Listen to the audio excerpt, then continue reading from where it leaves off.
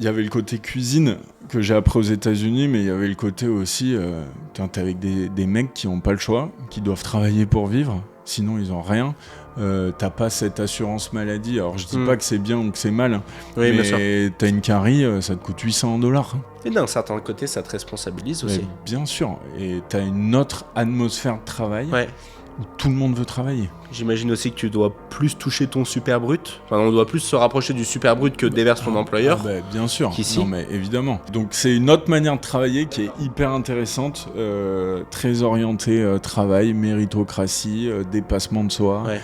Et il y a des mecs avec qui je travaillais, qui travaillaient 10 heures dans l'entreprise où j'étais et qui derrière enchaînaient sur 5-6 heures dans une autre et qui après faisaient un petit boulot le matin, ils allaient promener des chiens pendant 2 heures. C'est un état d'esprit pas du tout français, ça. Mais ouais, mais ils voulaient s'en sortir, ils voulaient payer leur baraque, ils voulaient faire bouffer leurs gamins. Toutes les écoles sont payantes aux États-Unis, Oui. en tout cas toutes les bonnes, à partir de la maternelle. La maternelle, c'est des $20,000 par an.